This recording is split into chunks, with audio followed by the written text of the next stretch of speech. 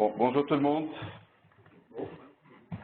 Bienvenue au Lunch and Learn, série CGI. Aujourd'hui, le sujet, c'est Kubernetes. On entend parler toujours de Kubernetes. C'est quoi? Donc, j'ai trouvé le gars qui a enregistré kubernetes.ca. Et je lui ai demandé de faire une petite présentation, un survol et une introduction pratique et théorique. C'est Pascal Bernier, pour ceux qui ne le connaissent pas.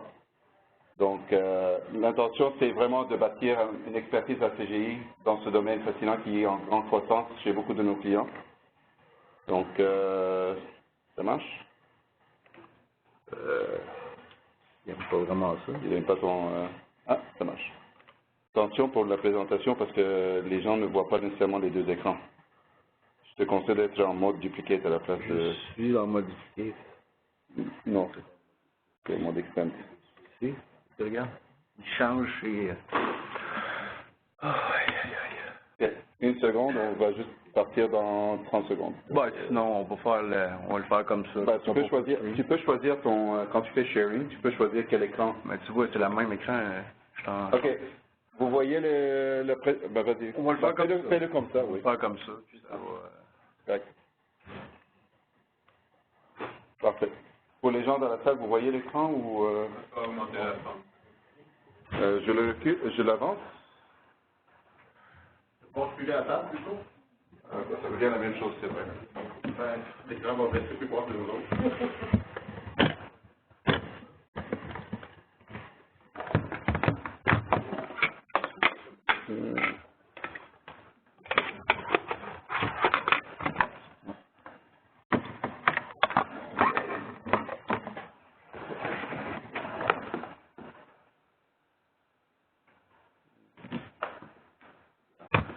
Merci.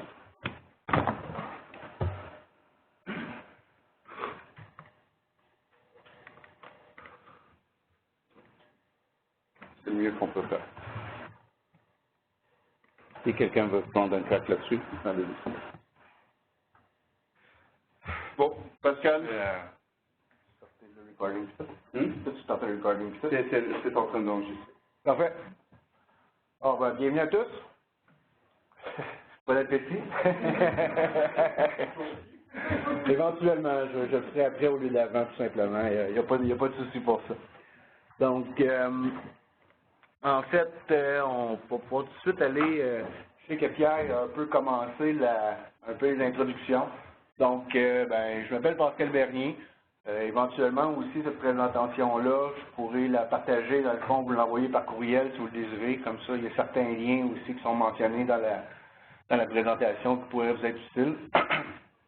Donc, en fait, un petit peu d'histoire sur moi. Ben, je suis quand même un nouveau membre. Ça fait 6 mois que je suis membre de CGI. Je suis particulièrement enthousiaste des logiciels libres. Pas de référence à ce qu'on disait tantôt. Ça fait environ 20 ans, en termes d'expérience de travail, que je fais, dans le fond, du logiciel libre. Donc, c'est un peu pour ça que je dis que je suis un enthousiaste, dans le fond, du logiciel libre. En fait, j'ai commencé un peu, on va dire ça drôle comme ça, mais quand j'étais tout jeune, bon, c'était dans le temps de Novell, tout ça, puis là, je commence à réaliser c'est quoi le concept de client-serveur. Je vais voir mon père, puis je dis, Papa, moi, je veux Novell. Il ne m'a pas acheté Novell. Fait que finalement, il m'a commandé un CD sur Cheapbyte, qui était une distribution Linux, et il dit, voilà, ben, c'est ton serveur. Donc, pourquoi j'ai un intérêt pour Kubernetes? Ben, je vous dirais aussi au travers, ça fait longtemps, dans le fond, que je travaille avec les containers. On parle vraiment de plusieurs types, OpenVZ, LXC, et finalement, maintenant, Docker. J'ai découvert, dans le fond, Kubernetes dans le cadre, dans le fond, bon, c'était dans un autre emploi, on travaillait à monter dans le fond, des clusters d'OpenStack, qui était un remplacement open source de VMware. Donc, je faisais beaucoup de recherche et développement. Donc, on m'a demandé de regarder un projet qui était en incubation, qui s'appelait Magnum. Et puis, ce projet-là, en fait, était comment intégrer, dans le fond, différentes solutions d'orchestration des Docker containers dans OpenStack. Donc, il y avait, entre autres, Docker Swarm, que probablement certaines personnes connaissent. Et puis, il y avait aussi Apache, qui fait Apache Mesos, qui permet aussi, on fait un conduit qui permet de faire de l'orchestration dans le fond de Kubernetes, et de Docker, pardon. Et finalement, ben, il y avait Kubernetes aussi dans ce projet-là. Donc, j'avais évalué, dans le fond, les différents projets, évalué lequel était, dans le fond, le plus approprié. Et bon, ça a été un coup de cœur, définitivement, quand je suis tombé sur Kubernetes. Donc, c'est comme ça que j'ai fait les premiers pas et que j'ai découvert. Excuse-moi, Pascal. Juste les gens les gens aux conférences, s'il vous plaît, mettez vos appareils à mute parce qu'il y a des gens qui n'entendent pas bien. Je peux juste passer en mode présentation, ça fait l'écran. Le problème, c'est que quand je fais ça, ça me Attends, j'ai une idée. Ben, en fait, on peut. D'accord.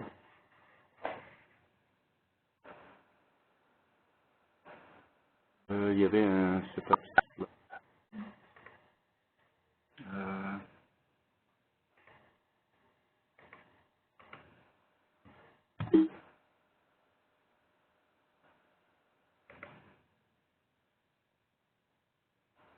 Ça marche? Ça marche. Sauf que tu es en train d'enregistrer celle-là. Et tu fais le sharing de Joining the meeting.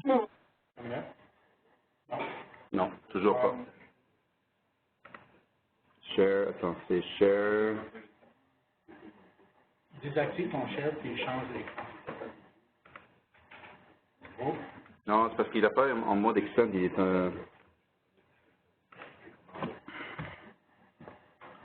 Regarde ce qu'on va faire. Ah, il n'est pas en mode extend. Non. C'est... Elle est en mode extend. Là, il ne marche pas. Oh. Bon. Okay. Je comprends maintenant le challenge. On avait un problème avec ça. Bon. Alors, désolé pour la non-présentation, mais... De toute façon, ce qui nous intéresse, c'est le workshop après. Effectivement, effectivement. Donc, tout ça pour dire que ici, c'est vraiment une introduction. Pierre m'a dit que c'était quand même une nouvelle technologie. C'est effectivement vrai. C'est pas si vieux que ça. Donc, je vais faire un survol, dans le fond, des composants vraiment de base, mais avec une interaction.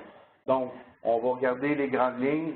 J'irai vraiment pas très en profondeur, essayer d'être le moins technique possible pour qu'au moins vous voyez juste en termes de, si vous êtes client, qu'est-ce que ça pourrait apporter dans le fond, ou comment cette solution-là pourrait être admissible dans le fond dans d'autres projets que CGI sont en cours ou éventuellement pourraient avoir.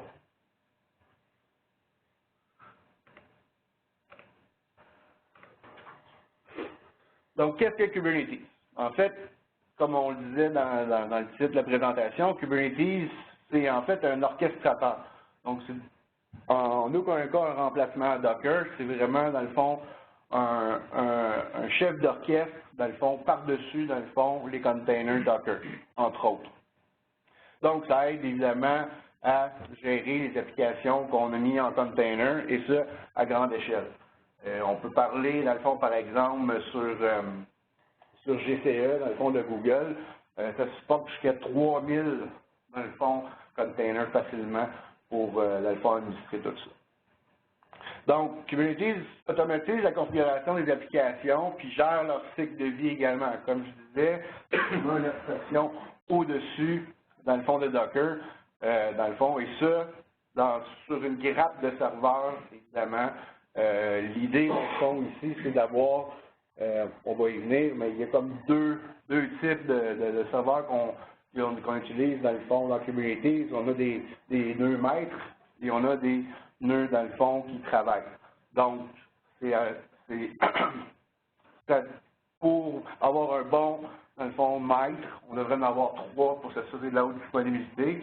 Et le nombre, dans le fond, de travailleurs peut être, dans le fond, comme on disait, pas exponentiel, mais énorme.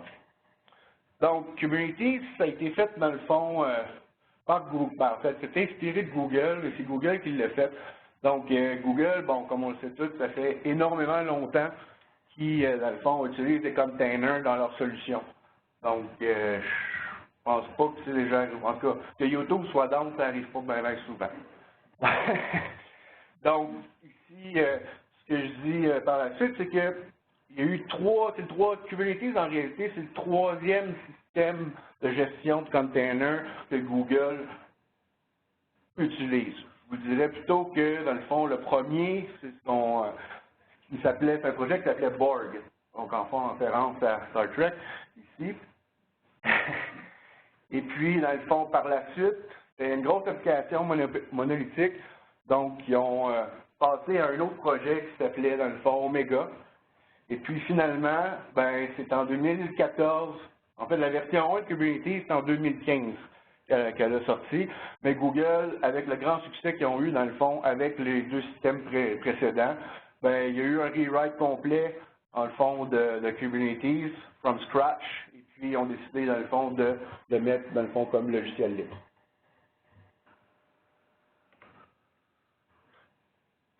C'est vraiment une vision abstraite ici, comme je vous dis, assez de haut niveau. Je ne veux pas rentrer trop dans les détails parce qu'il peut y avoir une grande complexité dans tout ça. Mais en fait, je vous dirais, il y a 3 fonctions primaires dans le fond à Kubernetes.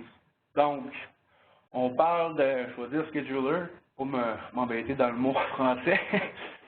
Mais en fait, le scheduler, dans le fond, sa tâche, évidemment, c'est que, étant donné qu'on peut avoir une grappe, dans le fond, de nodes qui travaillent, donc le scheduler, dans le fond, va choisir sur quel, dans le fond, nœud va aller déposer, dans le fond, l'application en container.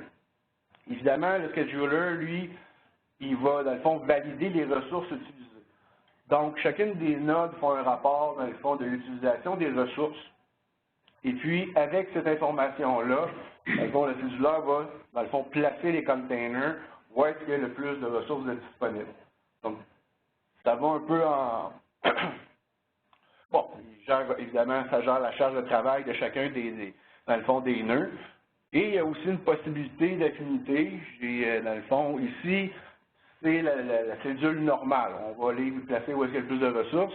Par contre, dans un exemple concret, supposons qu'on aurait une application dans un container qui est très exigeant en CPU. On pourrait, dans le fond, faire une affinité, dans le fond, et dire au cédulaire, dans le fond, cette application-là, tu vas prioriser, dans le fond, certains des nœuds qui pourraient être des nœuds plus puissants, dans le fond, que le restant. Donc, des processeurs dans le fond, exactement plus forts pour être capables, dans le fond, de centraliser au même endroit où est-ce que les ressources, dans le fond, sont plus appropriées pour la dite application. Un autre des fonctions primaires, en fait, c'est la découverte de services, dans le fond, et le balancement de charge.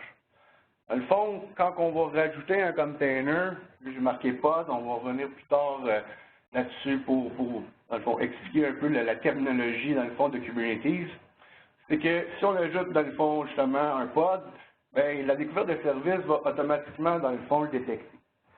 Je pourrais vous montrer, d'abord, on fera un exemple tantôt, comment que ça se passe. Évidemment, étant donné que c'est auto-détecté, bien, ça permet de faire, dans le fond, le balancement de charge automatiquement. Évidemment, un peu en lien avec le cédulaire, c'est, dans le fond, toute la management, dans le fond, des ressources qu'on a dans notre cluster Kubernetes, dans le fond, c'est pas à nous, dans le fond, de se dire, OK, est-ce que je peux le mettre sur tel nœud? Est-ce que je peux, dans le fond, est-ce que j'ai assez de ressources là? Dans le fond, ici, pour l'utilisateur, c'est vraiment, dans le fond, Kubernetes qui s'en charge pour nous. Donc, pour l'architecture de base,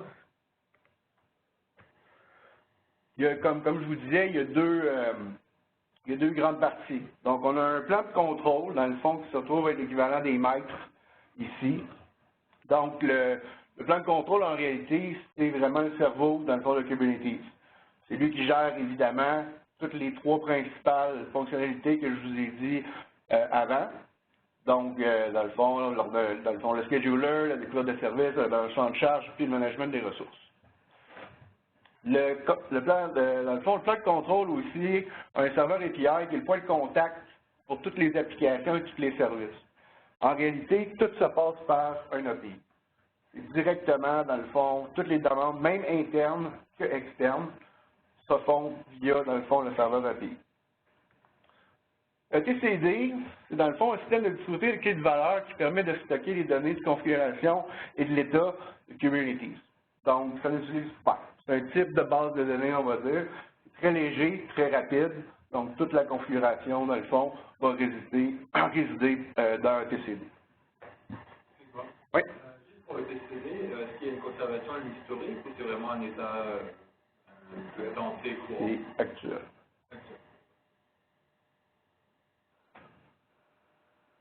Il y a une période de questions à la fin, mais n'hésitez pas, si vous avez des questions, vous pouvez y aller, j'ai aucun problème avec ça. Donc, comme je disais, l'autre type, dans le fond, l'autre type de nœud qu'on a, c'est les nœuds de travail.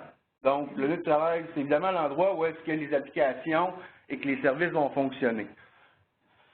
La différence ici, c'est que quand on va, dans le fond, déployer un container, ce n'ira jamais, dans le fond, dans la control plane. Le control plane est vraiment réservé et séparé, dans le fond, pour l'administration et la gestion du Kubernetes. Donc, le morceau que chacun des nœuds de travail a, c'est, dans le fond, Kubelet, qui est une application qui sont sur tous les nœuds de travail.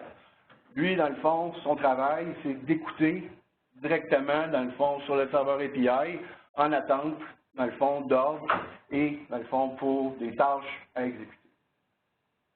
Évidemment, dans le nœud de travail, chacun des nœuds de travail, c'est là qu'on a, dans le fond, le runtime des containers. Donc, ça fait le conduit entre le kernel de base et, dans le fond, les contenants, qui sont, ça peut être, c'est pas limité à Docker, il y a aussi, dans le fond, Rocket, qui, dans le fond, a été fait par CoreOS aussi, qui est possible d'être géré par Kubernetes.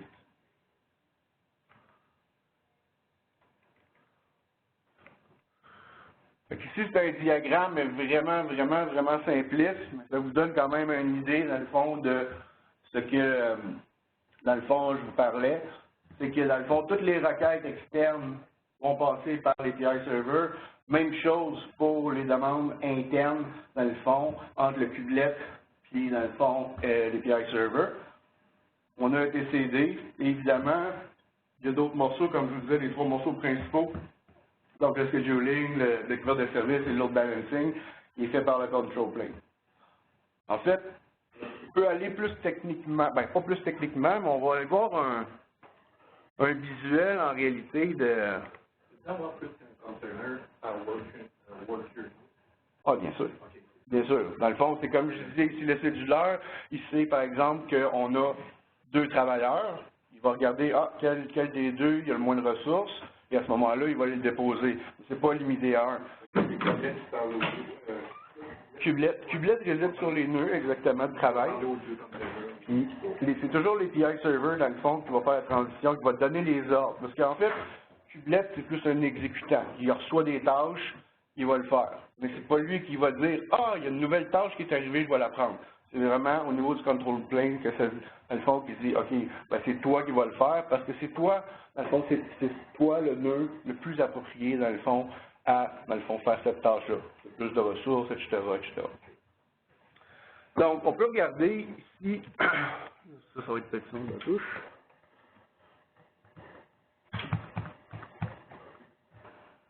OK. Donc, ici, comme je vous disais, ça parle toujours au travers de l'API Server. En réalité, pour contrôler absolument et faire la gestion complète de Kubernetes, on a besoin d'un binaire. C'est kubectl, tout simplement. Donc, je vais utiliser kubectl, dans le fond, toutes les commandes que je vais faire, ça va être généralement juste kubectl. Donc, ici, je suis connecté sur, c'est pas un cluster Kubernetes, c'est juste un serveur qui agit en fait comme control plane et comme worker.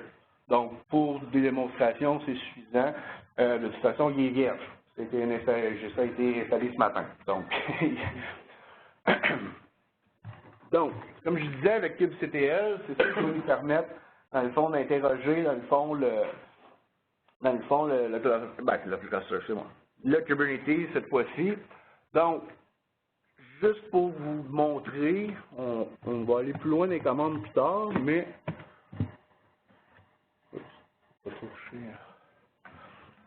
donc,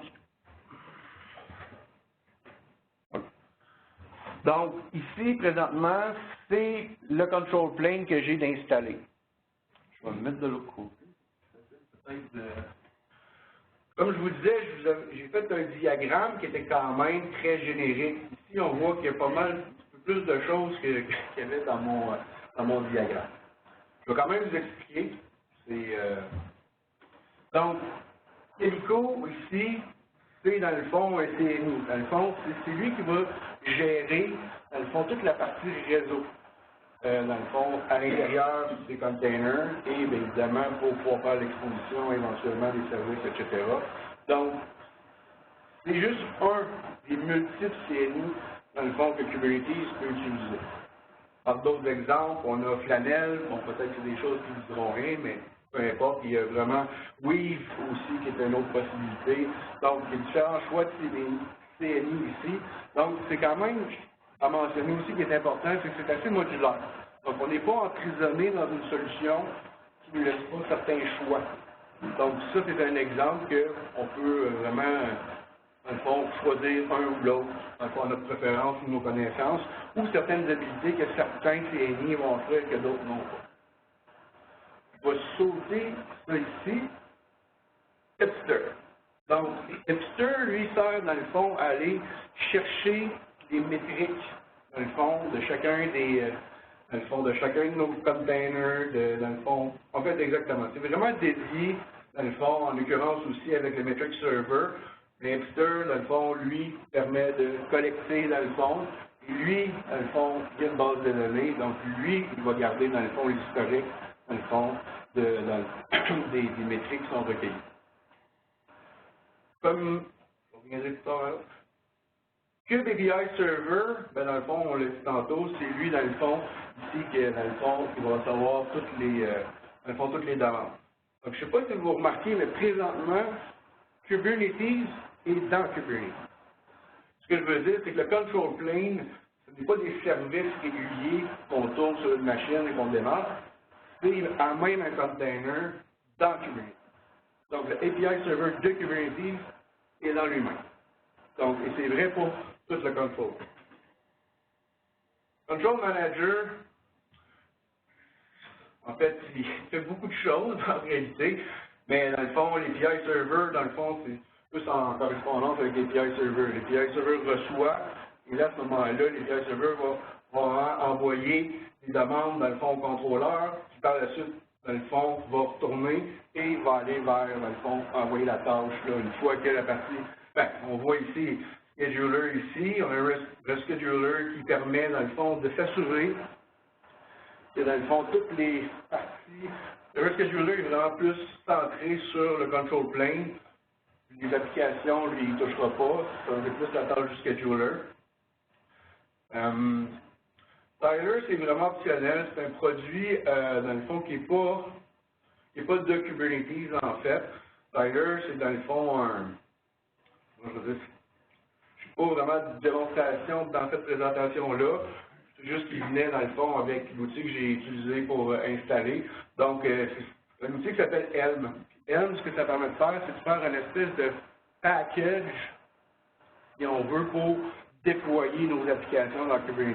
Au lieu de juste, dans le fond, prendre une image, faire une définition qu'on verra tantôt, ça permet, dans le fond, de packager, en fond, des applications avec des versions et de déployer, dans le fond, dans Kubernetes avec. Ici, on voit Kubernetes Dashboard.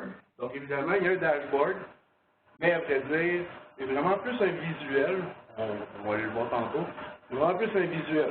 Toute l'administration peut vraiment se faire directement avec la commande kubectl.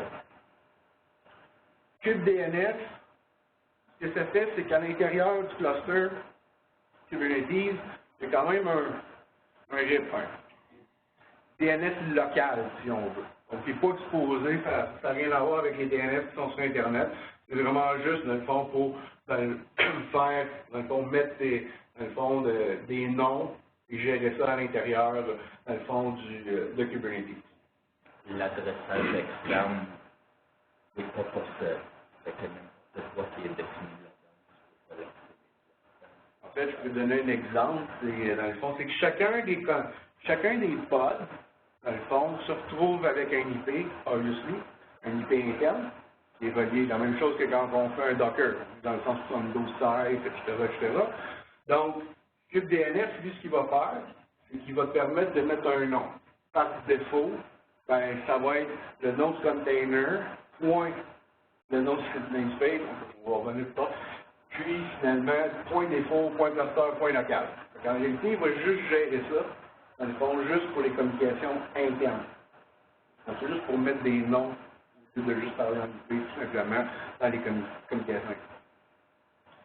On a KubeProxy. KubeProxy, en fait, on parlait de balancement de charge. Dans le fond, lui, il est relié, dans le fond, à ça. Ça permet aussi de faire certaines façons d'accéder aux services de l'extérieur, mais je vous dirais, c'est pas la meilleure façon. Je dirais la meilleure façon d'exposer ces services à l'extérieur, ça va être avec Ingress. Puis de toute façon, tantôt, je vais en parler un petit peu plus d'une section dans le fond par rapport à ça. Donc, je pense qu'on a fait le tour. Le default backend, ben, c'est tout simplement que Ingress, lui, il va recevoir des choses de l'externe. Donc, quand on parlait de nom de domaine externe, ben, si je demanderais, par exemple, un autre domaine .kubernetes.ca que j'ai mis dans mon Ingress, mais qui n'existe pas, en fait, il va tomber, dans le fond, tout simplement sur le container default HTTP backend. Il va donner un message d'erreur pour dire, c'est vraiment ça. C'est, dans le fond, on peut customiser, par contre, cette partie-là.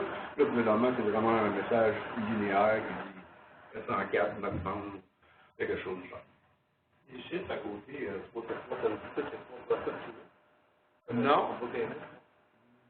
Oui, parce que là, c'est sûr que j'ai répondu ça après. OK. Mais, en fait, je peux le dire, puis je peux le montrer vers la suite. En fait, non, on va regarder le dashboard. Parce qu'il est quand même... c'est important, ça ici, on s'entend, c'est pas... Je vais donner une petite cue. C'est que ça, c'est pas un... le Q, c'est que KubeDNS, c'est pas un container. C'est un pod, c'est pas un pod. Ben, on va y venir. On va y venir. Donc, comme je vous disais, même si le dashboard, on va au moins regarder le dashboard. Comme je vous disais, c'est pas par là que c'est la meilleure façon de l'administrer. Je l'ai ici. Faites à noter, comme je vous dis, c'est vraiment optionnel le dashboard. Là, je l'ai sélectionné de l'installer, mais ça ne fait pas partie intégrante du core, dans le fond, de Kubernetes. Oui, c'est fait quand même par Kubernetes, mais c'est vraiment pas la priorité là, Et comme qu'on voit, présentement, on n'a pas de login, pas de mot de passe. La question de l'usager et tout ça, c'est un petit peu... Ce sera probablement pour une autre présentation, mais c'est pas... vous voyez, on n'a pas le... Elle rit parce que lui, il le sait, je pense. L'approche préférentielle, c'est vraiment command line. Tout est CTL, c'est ça. Puis lui, c'est vraiment pour expérimenter un peu plus. Moi, je vous dirais, si je vais dans le... on va rentrer, je vais aller chercher mon token. Ben, c'est ça que j'allais dire. Moi, si j'y vais, parce que, justement, comme on avait Hipster d'installer, c'est moi. Donc, fait que vous voyez, mon token, ben, c'est ça. Attention que quelqu'un le copie. C'est ça. Tellement drôle. Mais, oups. Ben, comme vous voyez, on a parlé de certaines des choses qu'il y a ici, mais comme vous pouvez voir, il y a énormément, dans le fond, de possibilités. On ne rentrera même pas ici. Moi, ici, aujourd'hui, c'était vraiment juste de vous montrer des features de base, mais qui sont drôlement intéressantes au-delà de simplement avec, dans le fond, avec Docker tout seul. Peut-être voir si on regarde.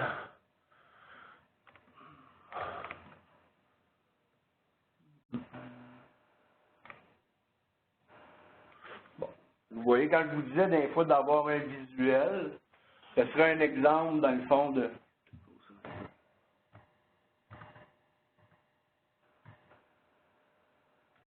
En fait, ici, vous voyez, j'ai dit, OK, je vais aller voir mes pods, puis je vais vous expliquer un peu plus tard la différence entre un pod et un container. Mais on a quand même des informations qui peuvent être intéressantes. Donc, on a l'utilisation, dans le fond, aussi du CPU, l'utilisation de la mémoire, et puis on a une vision globale aussi, dans le fond, de l'utilisation du cluster. Dans ce cas-ci, c'est pas un cluster, mais dans le fond, ici, de toute façon, pour répondre encore plus à ta question, Pierre, c'est qu'il y a quand même moyen de créer, dans le fond, on voit ici, il y a quand même moyen de créer, on peut créer un pod, par exemple. Mais ici, on se rend compte que, ouais, OK, on me demande d'écrire du texte. En fait, tout est contrôlé. Quand on va le faire tantôt aussi, il y a bien des choses qu'on peut faire en command line sans utiliser les YAML, mais toutes les définitions, dans le fond, de tous les objets, des services, des pods, vont être, dans le fond, faites, dans le fond, on va être défini en YAML. Donc, avec kubectl, on fait kubectl create-f, le nom du YAML. Donc, rendu ici, ben, vous voyez. C'était une interface par-dessus kubectl ou les API. En fait, lui, il va parler exactement à l'API server, tout simplement. Et quoi, le contenu, c'est du Go ou... Non, c'est vraiment du YAML, c'est vraiment juste des définitions. On va en voir tantôt, on va voir des exemples que j'ai pas mis trop complexes, ou on peut regarder ceux-là aussi qui sont dans le control plane, qui sont pas mal plus stuffés, qui permettent, dans le fond, de voir un peu plus. C'est un peu comme les Docker Services, le Docker Compose. Ouais. Bon, oui, non, c'est l'équivalent de Docker Compose, mais pour langage de Kubernetes.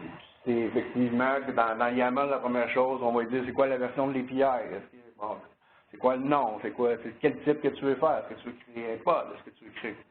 Donc, je passerai pas plus de temps sur dans le fond, sur le dashboard, parce que comme je vous dis, c'est vraiment pas il y a des choses aussi à mentionner.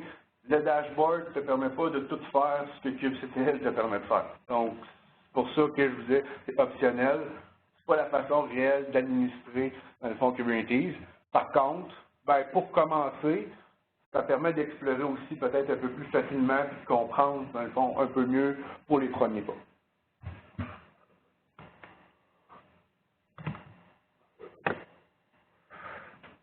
Ça, je pense qu'on... Oups.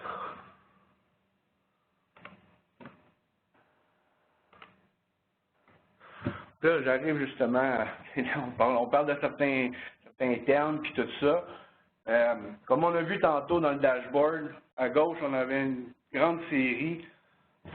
C'était vraiment des termes, dans le fond, ici, propres à Kubernetes. Donc ici, j'en explique quelques-uns. On va surtout se restreindre à dans le fond, à ceux-là, au moins vous expliquer vu qu'on va les utiliser tantôt. Donc, c'est là que je vais répondre à ta question. C'est que les pods, en premier lieu, c'est l'unité de base de Kubernetes. C'est l'entité la plus petite, si on veut, c'est les pods. Comme je disais, comme je n'ai pas dit, mais que je voulais répondre, c'est que dans le fond, un pod, ce n'est pas un container en soi, mais c'est une vision abstraite pour Kubernetes.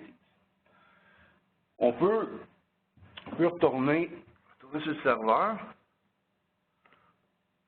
Alors, quand on voit 3 sur 3, ou 2 sur 2 pour le Calido Node, ça veut dire en réalité qu'il y a 3 containers qui sont dans le même pod. Donc, si on fait tout simplement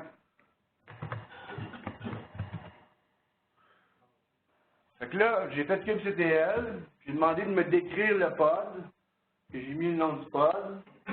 On ira voir ça, ici c'est les namespaces, on va y arriver tantôt. Au lieu de tout sortir, parce que là, il m'a ressorti vraiment pas mal de choses, bon, j'ai dit, donne-moi juste quel mot il marche.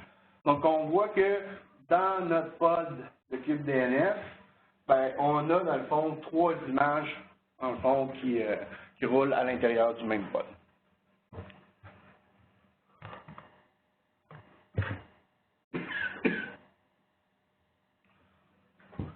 On va faire le reste, après ça, je peux faire une coupe d'opérations.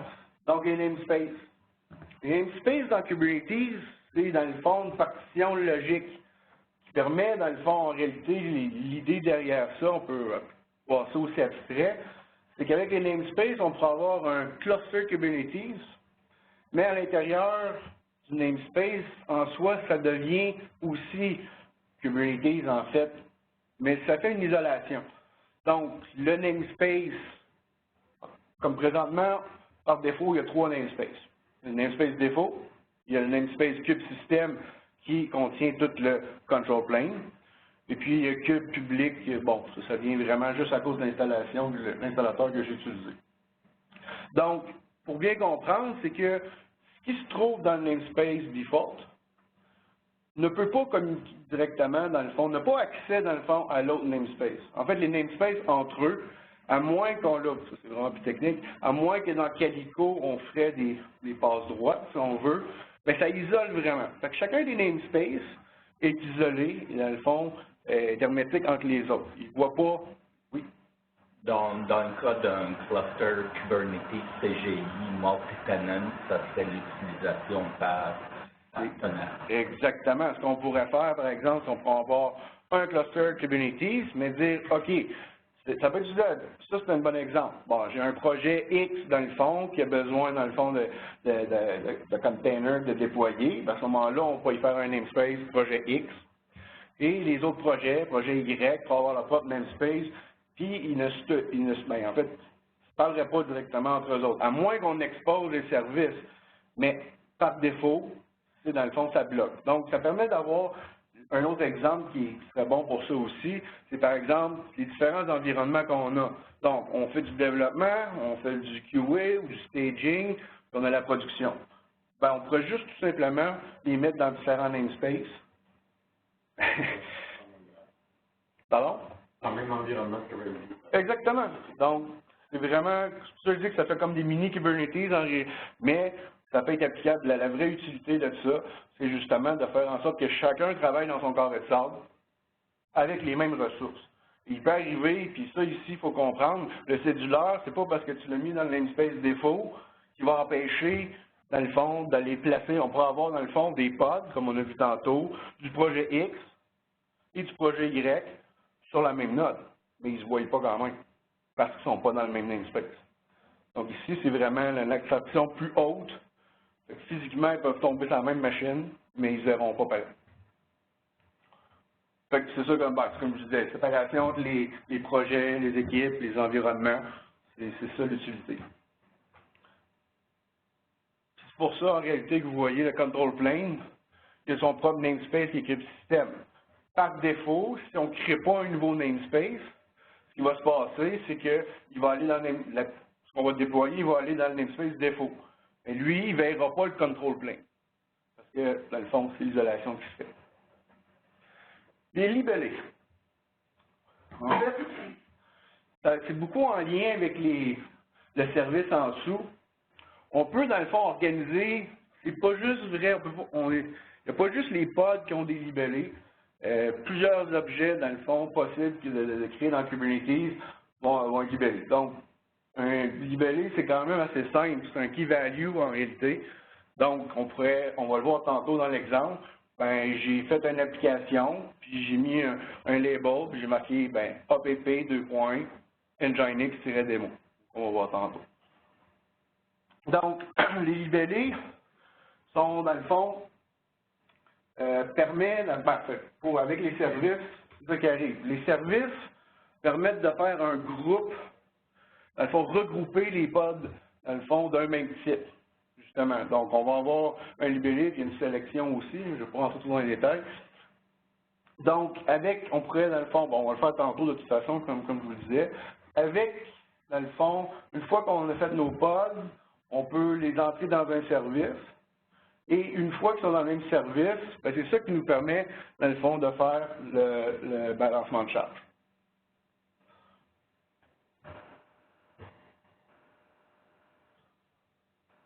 OK. On va faire ça.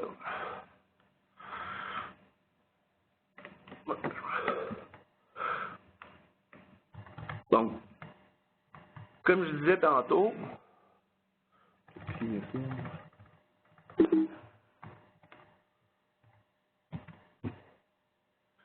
donc, ici, là, excusez-moi, j'utilise des acronymes.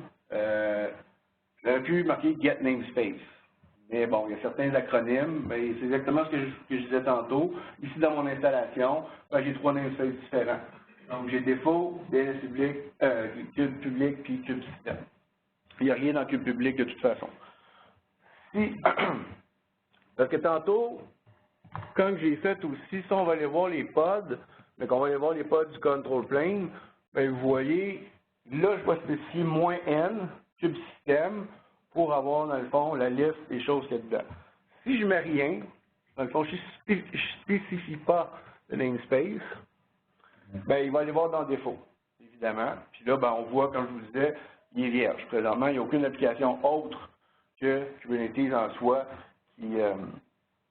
qui roule présentement sur Kubernetes. Ça prend ça en contrôle plane par... Non, pas du tout. Comme la meilleure représentation, c'est qu'au minimum, en haute disponibilité, on aurait 3 nœuds, dans le fond, pour faire notre control plane, pour être sûr qu'on n'est pas down. Puis par la suite, les namespaces, comme je disais, de toute façon, ça va se passer dans les workers. Il n'y a pas de limitation là, comme ça. Okay, parce que le control plane fait abstraction de l'entité 25%. Ben, lui, vu que c'est le brain, si on veut, lui, il a le droit de parler à tout le monde, effectivement. Mais, dans le fond, il est séparé présentement, le control plane, il est mis, dans le fond, dans un namespace pour pas que les autres puissent, dans le fond, aller jouer, parce que c'est quand même vital ici. Si le control plane tombe, ton Kubernetes, il ne marche plus. C'est vraiment le... Fait que c'est vraiment, il a été mis dans un namespace cube système pour l'isoler, justement, du default. Tantôt, tu parlais des priorités qu'on peut donner, mettons, aux différents services, applications. Est-ce que tu peux donner aussi des priorités par namespace, c'est-à-dire ceux de la prod, c'est pour priorité, puis Non, parce que comme c'est vraiment juste une prison, en réalité, au niveau du namespace. Ça fait une prison, mais par contre, il y a moyen de prioriser quand même si, un exemple, avec les libellés, on pourrait mettre un libellé de production, et là, à ce moment-là, on pourra y faire prioriser, dire, bien, la production, comme je disais, mettons qu'on aurait des nœuds publicitaires, par exemple, je donne juste un exemple, ben, on pourra envoyer la production plus vers certains serveurs, certains nœuds, plutôt, je devrais dire, que d'autres qui seraient peut-être plus petits, mais pour faire la dev, ça serait suffisant. oui, mais c'est par les libellés et non par les namespaces. Exact. D'accord. Finalement, les libellés, c'est jamais des mots-clés que tu colles sur tel ou tel. Exactement. Pour pouvoir retrouver tes petits et Ben, on va le voir un exemple tantôt dans l'autre section, parce que je ne déploierai pas tant que je passais pas à l'autre partie, parce que dans l'autre partie, je montre comment en fait, exposer le service, parce que présentement, là, le dashboard, je vais vous dire un secret, le dashboard, on est capable de le voir tantôt. J'ai marqué dashboard.kubernetes.ca, mais c'est parce que je l'ai mis dans le ingress, que je vais parler dans l'autre section.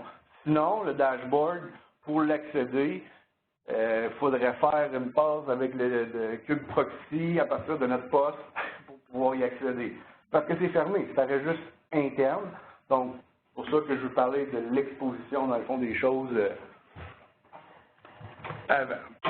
Sinon, ben, je fais plein d'exemples, mais je ne veux pas dépasser non plus le temps. Comme on voit, j'ai un exemple ici qui est pas pire à comprendre. C'est que j'ai demandé de me décrire le pod, mais j'ai 2 pods editeurs. On avait vu en haut, on en avait 2. J'ai demandé les libeller. Ben, on voit que K8S-app égale editor. Donc, on a regroupé, dans le fond, ces 2 pods-là différents avec les libellés de cette façon-là. Je veux juste indiquer que la salle est réservée jusqu'à 1h30 à peu près. Normalement, on devrait finir à 1h. Et de 1h à 1h15, on laisse pour les discussions, des questions. Ouais. Donc, juste dans le but de finir ça, pour ne pas dépasser trop le temps. Moi, ça ne me dérange pas qu'on reste jusqu'à 1h30 même. Mais pour les gens qui doivent retourner au travail, qu'on essaie au moins de finir la présentation à 1h. Puis après ça, on peut faire ça en discussion d'acte. Bon, ça je passe. De toute façon, ça c'est un peu... Je vais passer tout de suite à l'autre parce je reviens un peu, que je vous montre toutes les descriptions de chacun de ce qui se passe sur le control plane. On va le voir dans ce que je vais développer, déployer. Donc, ça ne sera pas trop long, je vais essayer de le rythme. Donc, déploiement et ingress. Donc, les déploiements, ça permet de créer et de gérer l'état désiré d'un pod ou d'un groupe de pods. En réalité, il n'y a pas beaucoup d'avantages à simplement créer un pod qui ne serait pas dans un déploiement. Ça va comme plus l'isoler à lui-même. Donc, il y a toute certaine valeur ajoutée qu'on peut avoir avec toutes les différentes parties de Kubernetes. On fait juste créer un pod qui n'est pas dans un déploiement. Malheureusement, c'est, comme je dis ici, c'est privilégié vraiment par rapport à la création d'un simple pod. Avec un déploiement, ça rajoute une possibilité, c'est de la réplication des pods. Donc ici, on peut, Kubernetes, dire dans un déploiement, ben, ce pod-là, j'en veux toujours 3 copies, ou j'en veux 10 copies. Donc, dans le fond, ce que ça fait, en fait, quand on parlait de balancement de charge, bien évidemment, ça va nous prendre un déploiement, ça va nous prendre un service qui va auto-découvrir c'est quoi tout, dans le fond, les pods qui sont dedans. Et puis, bien évidemment, le déploiement nécessite absolument la notion, dans le fond, des libellés. Le ingress, en réalité, c'est un reverse proxy Nginx. Ça permet l'exposition des services à l'extérieur. C'est pas limité seulement, dans le fond, au web, au 80.443. On peut faire du balancement de TCP. On peut même faire, j'ai déjà même implanté du balancement UDP, dans le fond, au travers. Donc, on avait des containers qui devaient parler UDP et d'autres systèmes. Donc, j'étais capable de, j'étais capable de faire ça. Donc, si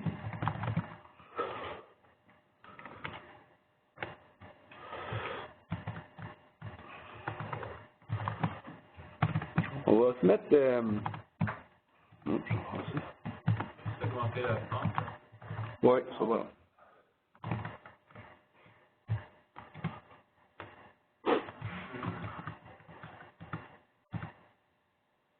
OK.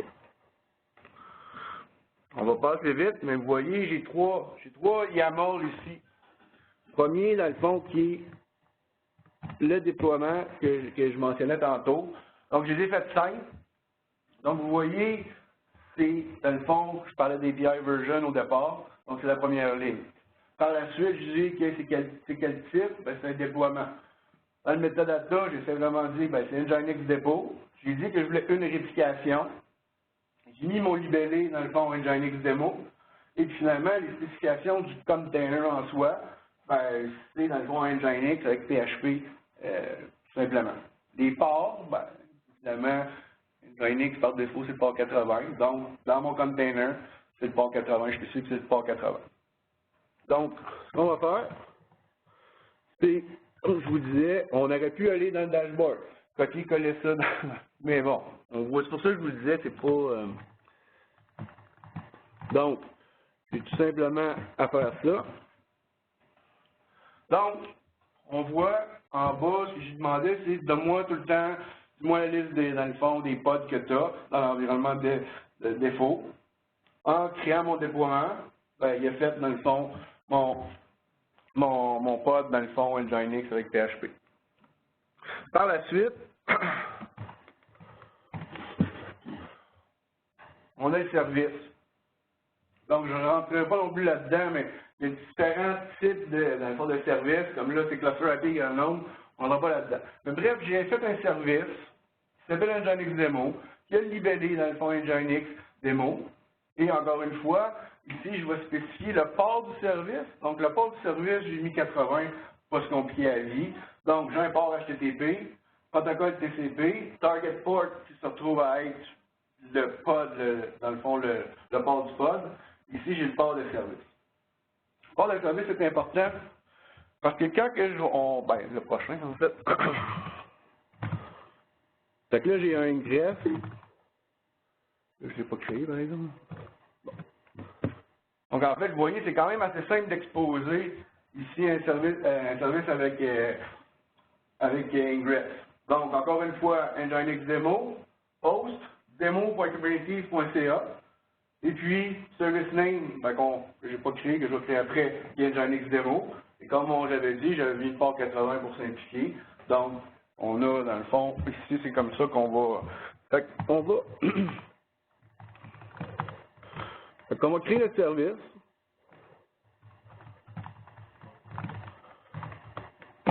Puis, on va créer, dans le fond, notre objet ingress. Est-ce que tu mets ça dans le même voyement? Ouais. Ouais, ben, Je vais séparer les trois. ouais, ben, exact. Donc, tadam! Donc, on voit présentement que j'ai tapé démo, c'est rendu dans l'ingress, puis finalement, ça s'est rendu jusque dans mon container démo 777-6P6. Donc, ça a été exposé. Leaving the meeting. Puis, alors, la suite,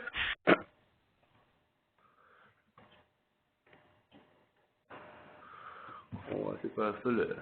Ce qui est vraiment intéressant avec Kubernetes, dans le fond, c'est que, ben, on peut, je vous avais parlé tantôt, réplica, j'ai mis un. Mais on peut faire la mise à l'échelle. Ici, ce ne sera pas de la partie de la démo, mais en fait, Kubernetes peut même s'organiser pour faire, dans le fond, la mise à l'échelle horizontale par rapport aux métriques qui sont récupérées justement par Epster. Donc, on pourrait dire, ben, si le container, il y a 50% d'utilisation, augmente tout ça. Donc, comme ça, si on avait une charge spontanée, ça se ferait tout seul. On lui donne un minimum, un maximum. Kubernetes aussi gère, en fait de l'auto-guérison. Donc, si j'aurais un nœud de travail qui tombe, quelqu'un qui tire sur le câble de power en arrière, Kubernetes va se rendre compte que la node n'est plus là. Toutes les pods qui étaient, dans le fond, sur cette node-là vont être recréés ailleurs. Donc, à ce moment-là, et ça fait aussi de l'auto-guérison, dans le fond, dans le cas d'un déploiement. On va regarder ça tantôt. Donc, si on perd un pod, il va s'assurer, dans le fond, qu'on a le nombre de répliques qu'on avait mentionné. Une autre chose qui est super intéressante avec Kubernetes, c'est qu'on peut faire des mises à jour, dans le fond, et puis, il n'y aura pas de downtime. Alors, en réalité, on est capable, dans le fond, de mettre à jour, évidemment, on parle d'image Docker. Donc, on a une image Docker de l'application interne version 0.1. On veut l'amener à 0.2. À l'aide de Kubernetes, on va être capable de mettre ça à jour. Le service ne tombera jamais. Et je vais vous le démontrer à l'instant.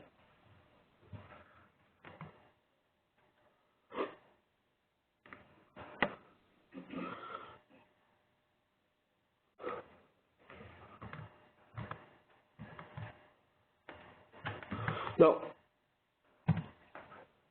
avec la commande kubectl scale, je spécifie que j'en veux 3, dans le fond, de mon déploiement qui s'appelle Nginx Demo. Donc, on voit automatiquement qu'en bas, il a créé, dans le fond, 2 autres pods, dans le fond, à cause de la commande que j'ai faite. Ce qui est intéressant, c'est que si on regarde ici le hostname, ce que ça va permettre de faire, et là, j'ai rien fait par rapport à ça, mais il va load balancer tout ça. Donc, si je fais un refresh, ben, on voit qu'il est tombé sur un autre des pods et il va balancer automatiquement. Est-ce que vous avez vu le... Oui. C'est du round robin ou... Oui, par défaut, c'est round robin.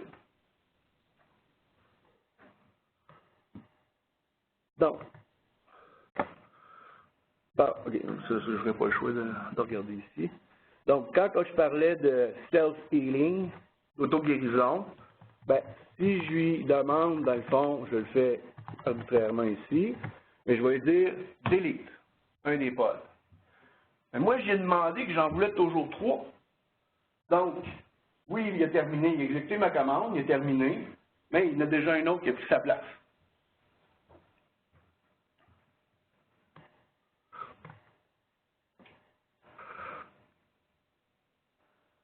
Si on veut que ça n'aille pas trop vite, on va faire un vrai exemple. Ah non, ça serait bon. Et quand je parlais de mise à jour automatique, alors, on va avoir le temps de faire une coupe de refresh. Donc, ici, j'ai demandé de changer l'image. Tantôt, on avait l'image 1.11.10. Je l'ai downgradé à 11.11.7. On voit que j'ai encore tout le temps, j'ai 2 containers encore qui roulent. Donc, mon service n'est pas down, mais il est en train de créer les nouveaux. Là, ça va prendre quelques instants parce que je n'avais pas l'image locale. Donc là, il est en train de la télécharger de Docker Hub. Mais, on va quand même Fait qu'on voit qu'on est encore à la version 1.11.10, mais notre service est encore up. Même si on fait une mise à jour dans le fond, et là, à ce moment-là, ben, on va regarder dans l'autre, on vient de changer dans le fond la version dans le fond de notre application, sans dans le fond avoir eu aucun downtime.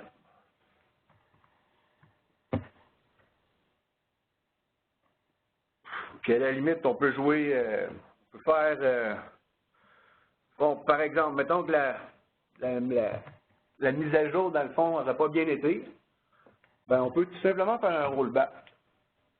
Donc, il va faire l'opération inverse. Il sait exactement, ce que vous voyez ici, je n'ai pas dit, hey, je veux telle image. Il garde un historique, dans le fond, des changements qui ont été faits pour ça. Donc, quand je fais mon rollback, là, finalement, il a terminé les 3. Vos autres sont running, ça a été rapide parce que l'image était déjà présente sur le serveur. Si on retourne, dans le fond, sur la page web, puis on fait un refresh, on est revenu, dans le fond, à la version 1.11.10.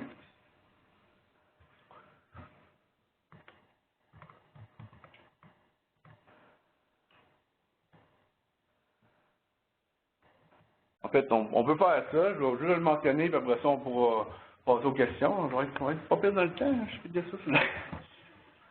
En fait, j'utilise, là, présentement, j'ai, dans le fond, utilisé un All-in-One Kubernetes sur un serveur chez OVH, peu importe. Mais il y a quand même moyen, dans le fond, d'utiliser, au moins, d'apprivoiser ou de se faire une idée, dans le fond, de Kubernetes. J'en présente 3 ici. Il y en a sûrement bien d'autres, mais bon. Le plus simple, tutoriel web. En fait, c'est une partie, dans le fond, du site de Kubernetes qui vous donne un semi-terminal à même votre browser et vous, dans le fond, c'est des tutoriels en réalité. Donc, il va vous demander, faites kubectl, telle chose. Et à ce moment-là, avec des explications de exactement qu'est-ce que ça fait et la raison du pourquoi. Il y a aussi un truc qui s'appelle Minikube, qui, dans le fond, est fait par Kubernetes aussi. C'est exactement fait pour ça. C'est fait pour être, dans le fond, roulé localement. Donc, c'est compatible aussi avec Linux, Mac ou Windows. Donc, VirtualBox dans le cas de Windows, et différents dépendants. Sinon, le dernier lien, projet GitHub, ben, en fait, c'est sur mon GitHub. C'est dans le fond un lab que j'ai fait, dans le fond, avec Vagrant, qui permet aussi de rouler, en fait, sur toutes les plateformes. La raison pourquoi j'ai fait ça, puis parce qu'il y a Minikube qui roule aussi sur les 3, c'est qu'avec, dans le fond, ce que j'ai fait, c'est beaucoup plus, dans le fond, réaliste, ben, pas réaliste, mais c'est beaucoup plus près d'une vraie installation. Minikube, quand même, certaines choses sont juste propres à lui, qui ne se reflètent pas du tout, dans le fond, dans une vraie installation de Kubernetes. Sur ce, on est rendu aux questions, si vous en avez. Est-ce qu'il y a une taille optimale pour l'image qu'on va déployer? Oui, le plus petit possible. En fait, non, mais en fait, c'est la réalité. Dans le fond, au niveau, dans le fond, il y a une distribution Linux qui s'appelle Alpine. C'est 6 MB. Donc, peut, dans le fond, prendre, moi, en fait, c'est ce que je fais quand on me demandait de créer, dans le fond, des pods qui n'ont pas de recettes, qui n'ont pas d'image déjà faite. Fait que tant qu'à prendre, j'aurais pu prendre Debian. Mais déjà, je pars à 150 MB au lieu de 6 MB. Donc, ce que je fais, c'est que je me pars, dans le fond, un container Alpine.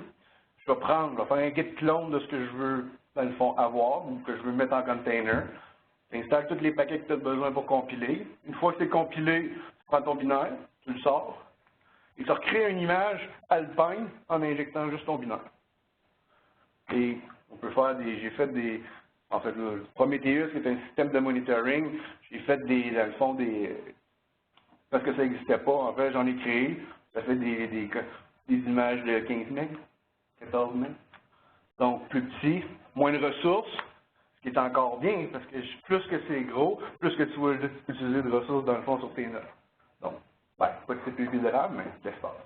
Ajouter un peu aussi la même chose pour les environnements de runtime comme Node, il existe plusieurs distributions distribution basée sur Alpine, Debian, etc. Donc, ça nous donne le choix de choisir laquelle. Souvent, si la taille est importante, on devait aller normalement avec Alpine, à moins qu'il y ait des raisons, des choses qui existent seulement dans d'autres.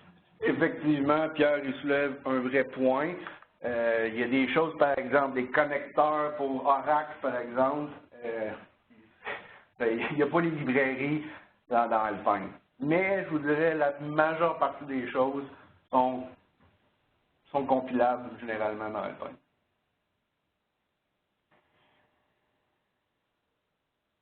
Oui. Tu parlais que Nginx, tu l'as fait référer à l'instance qui est dans Docker Hub. Mm-hmm. Et c'est pas tous les Docker dans Docker Hub qui sont, je te dirais, qui fonctionnent dans Kubernetes? Bien sûr. Oui. Parce qu'en fait, bien sûr, Okay. tout fonctionne. Parce que c'est ça là aussi la magie des containers. Je n'ai pas mis l'emphase là-dessus, mais il n'est pas, dans le fond, tight, c'est l'anglais, sur où est-ce qu'il est, dans le fond, dans quel environnement il va aller. Du moment que tu as un service Docker qui roule, ça va fonctionner. Et donc, Kubernetes, vu que c'est juste par-dessus Docker, n'importe quelle image Docker va fonctionner dans Kubernetes. Ça ne fait aucune différence à ce niveau-là. Et tu automatiquement connecté à Docker Hub, ça veut dire que le nom, l'image que tu utilises, là, c'est juste le nom du... tu n'as pas besoin de HTTP. Donc, Non, c'est, en fait, on peut le voir vite vite, là. Je l'ai essayé en fin de semaine, puis je vois été capable de me référer à Docker Hub. C'est pas dans le déploiement préféré. Parce que si on voit que ça, c'est le nom de l'usager, Ouais. puis après ça, tout simplement, on peut aller l'avoir dans Docker Hub. Par contre, c'est pas juste, en fait, par défaut, c'est Docker Hub. On s'entend.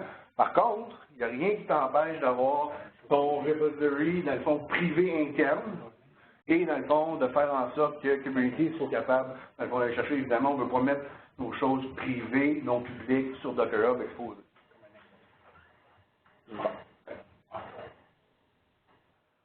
Oui. Kubernetes, il offre une solution de collecte des logs en container. Excuse-moi, j'ai... La collecte des logs des différents containers qui sont en CTR.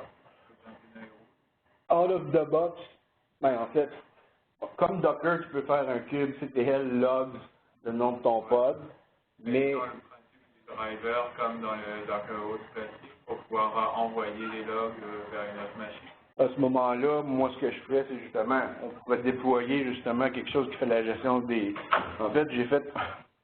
On va me montrer, on va aller sur Docker Hub. C'est quelque chose que j'ai fait, en réalité...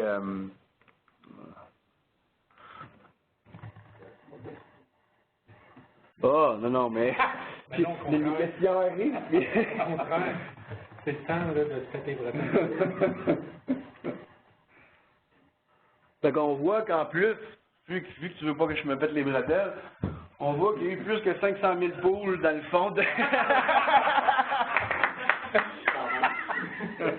Ouais, c'est pas 1 million, hein.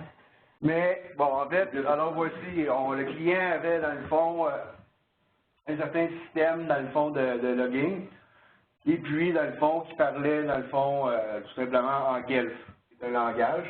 Donc, moi, ce que j'ai fait, c'est qu'avec, dans le fond, cette image-là, j'ai fait un container, dans le fond, en fait, tout ça va faire en sorte que tous les logs, en fait, tu n'as même pas besoin de spécifier, de rajouter de la configuration. Tous les logs que tu vas avoir, dans le fond, dans tes containers de Kubernetes vont être poussés, dans le fond, au système de login. Donc, c'est la méthode à faire. Pour le moment. On ne sait pas, peut-être qu'éventuellement Kubernetes rajoutera ce genre de fonctionnalité-là, mais je pense que c'est pas tout à fait le scope, dans le fond, qui est en ligne en réalité.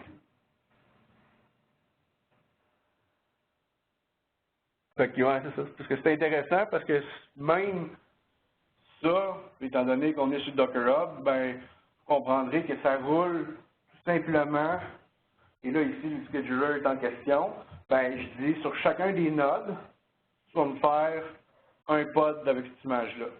Et, dans le fond, cette image-là récupère tous les logs de tous les containers qui sont sur la node et l'envoie dans le système de logging. Il y a une valeur de faire le vendeur de fichiers YAML de Kubernetes dans un Docker image. Oui, c'est ce que je vois. La description de ton pod Oui. que tu as utilisé pour payer, est-ce qu'il y a une valeur ou est-ce que c'est possible de l'inclure dans le Docker image? Non. C'est vraiment à l'extérieur. Oui, pour c'est le vraiment déploiement. pas. En fait, c'est ça, C'est pas standardiser une image, dire, OK, cette image-là, j'aimerais toujours qu'elle roule comme ça dans toutes les Kubernetes, les installations de Kubernetes.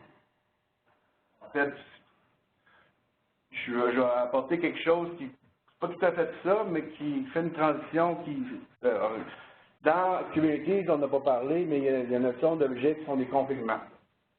Donc, c'est possible de dire, dans le fond, à ton image, ben, tu vas aller chercher ça via la configuration. C'est pas, mais non, en réalité, c'est vraiment au niveau des YAML, et c'est là que tu définis vraiment toutes les choses. Dans les centres Leaving the meeting. des régions,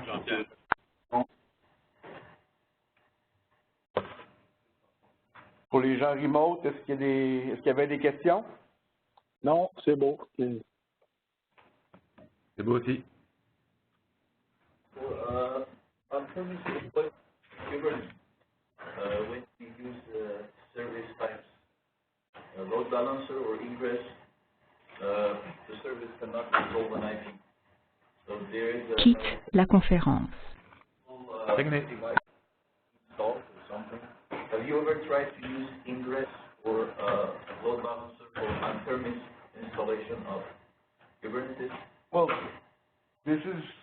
this example, well, it's a virtual server still, but it's basically on-premise.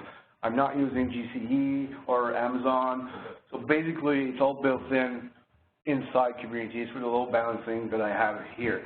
Of course, you could have actually an external load balancer actually for your control plane. So if you want actually, because you could have ingress. Right now I have only one, right? So if it goes down, you know, it doesn't work anymore. So if you have 3 nodes on your control plane, you can make it so that you have an external balancer that will Leaving the balance meeting. or all the services actually provided by the control plane on at each node. And generally, your API gateway should be handling that. And the modern ones have ingress management that they're putting out there. Kong being the really ingress management and mainly API. So let's say we just install the ingress in Kubernetes, and if you have a device which supports that, there's no like configuration between the two.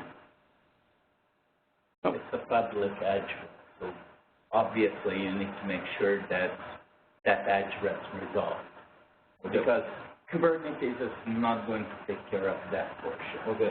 So that needs to be taken care of externally, but that's the extent of it, and an API gateway in front of it, or something that will be essentially. One of the things that I wanted to mention in regards to pods and nodes, well, nodes generally is the equivalent of physical machine. So if you want to make sure that you have redundancy in regards of that because those can go down as well, then you'll have multiple ones, pods distributed across them, and each of them their individual ingress. If one goes down, everything that it takes with it is still redundant on the other two. And then those need to be balanced. You can balance it either on Nginx or an API gateway, something like that. I have one more question. Yeah, for sure. For authentication, can we use Active Directory or There's actually a product that does that. There's actually multiple companies that try to create installers for Kubernetes. Because what comes out of the box from Google, it's not that good, to be honest. So the company actually, it's from CoreOS, actually. It's called Tectonic. So this is actually their Kubernetes distribution, if I can say that. Up to 10 nodes. And, well, they still need to make money. And with their actually Tectonic platform, there's something called DEX. And DEX lets you actually connect to Windows 80. So yeah, it's very possible. Actually, he wants a token. Yeah. Well, just a small reminder, though, that people should not necessarily have access at the same time as well, because you're giving them control to a lot of things that operationally yeah, there's still actually, you want to limit the number of people that there's still actually policies that you can make that would, well, I've not installed that, but we can make it so that a certain token would only have read access in the dashboard. That's feasible. So there's still ways, but usually namespace and what you have, you're locked into that. So, but do you recommend that developers access their pods directly within the organized environment? Yes and no, actually. Sometimes the issue is that, oh, I cannot see my logs. I don't know why it's not working anymore. So if you have a good system, actually, that tags the logs of all the containers and put it in the system dedicated to that, you give them access to that. Because basically containers, you can enter actually a container. I could enter the container that I created through commands, but it's not the ephemeral. So if whatever you do there is worthless. This is not going to stay, it's not going to live. As soon as you shut down the container, everything that you did is gone. Unless, actually, you put persistent storage, but then again, you would do that probably for, let's say you want to create a database. So yes, of course, you want to keep that information, but you're not going to make the whole container actually inside the persistent storage. This is clearly not the idea. So you will just put validate MySQL and the persistent storage, but the container itself, the software, if you want to upgrade, you just upgrade that into data space. And you can also do, because that's moving for next presentation, but with my example, I've kept actually, the page that was hard-coded in the container, but that was fine. It was telling me the host name, so I wanted to prove actually it was all balancing. So that's why I've kept it that way. Otherwise, I could have created actually a persistent storage and make sure that multiple containers actually have access to it. So if you do one change there, it will be replicated actually also through all the containers. What should developers actually, les développeurs, qu'est-ce qu'ils doivent prévoir à fournir comme information par rapport à un déploiement Kubernetes? C'est ça, j'avais un peu la même question. Quand on fait du déploiement continu, puis on parlait à quelqu'un qui parle, c'est toute l'information que donne aujourd'hui qu'il faut empêcher, ça devient un mot à quelqu'un qui parle. C'est un peu comme ça que, justement, que j'ai vu ça aller dans le fond de développement continu. C'est vraiment Jenkins qui va déployer, dans le fond, avec un service account dans Kubernetes pour toi. Fait que le développeur, lui, en réalité, il pousse dans le source-tree, puis il offre la ramasse dans un builder, ça passe. Pour les environnements staging, OK, ça peut se faire déployer tout seul par la suite. Je veux dire, ça peut être fait, je sais pas, par Bamboo, puis Bitbucket, par exemple. Puis le déploiement, c'est juste ton déploiement, dans le fond, dans Bamboo, qui va, dans le fond, avec un service account, être capable de faire le kubectl, create, whatever. Comprends? Oui, c'est ça, mais ça, c'est dans l'objectif, dans l'optique qu'on a du déploiement continu ou qu'on ouais.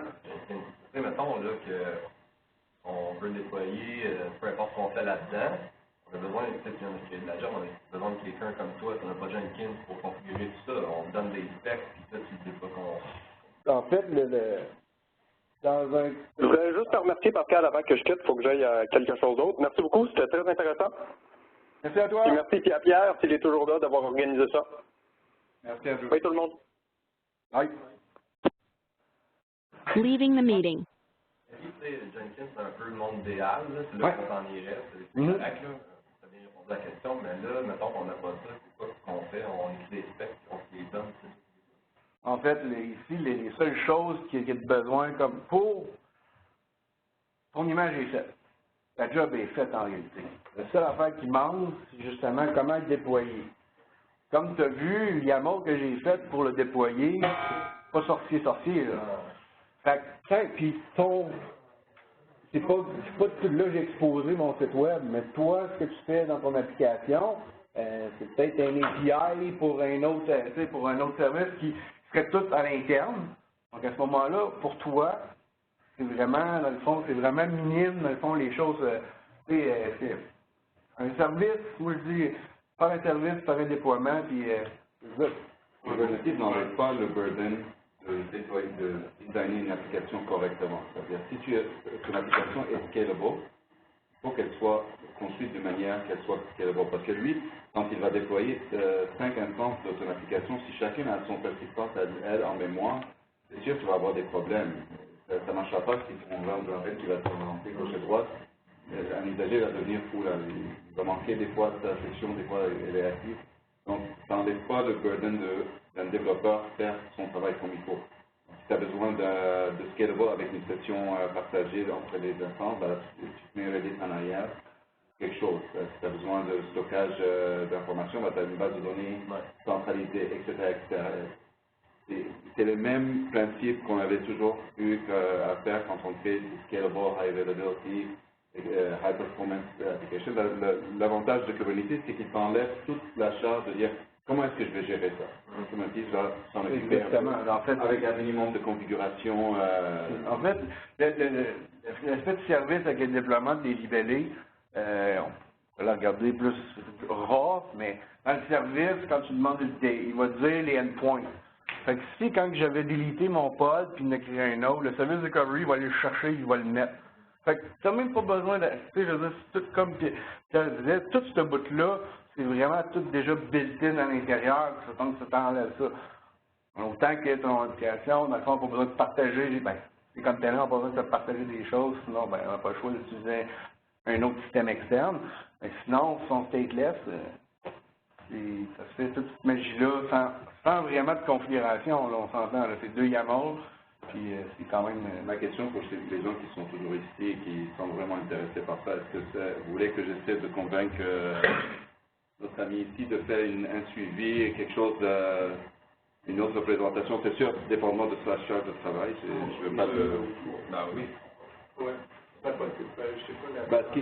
que je voulais vous demander, c'est d'envoyer-moi quelques suggestions des sujets que peut-être je peux choisir, parce que ça a l'air vraiment d'un sujet qui intéresse beaucoup. C'est le plus grand national learn que j'ai fait jusqu'à maintenant. J'en ai fait jusqu'à maintenant pas mal.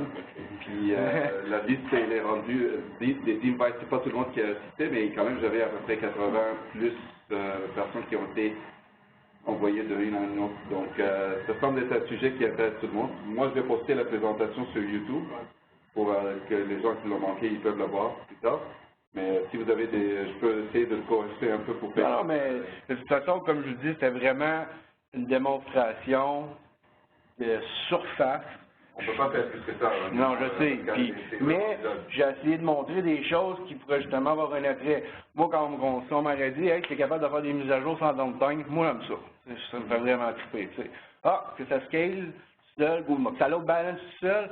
Ah, j'aime ça aussi. T'sais. Fait que j'ai pris une couple de petites choses que j'avais le temps de squeezer dans 1 heure, en mettant un peu d'informations avant pour que le monde puisse comprendre. Puis, dans le fond, c'est ça que ça a donné. Mais il y a énormément d'autres choses, dans le fond, que j'ai même pas effleuré, là, qui est possible de faire avec Kubernetes. On va essayer de Merci beaucoup, Pascal. Vraiment, bon. Merci, c'est très intéressant.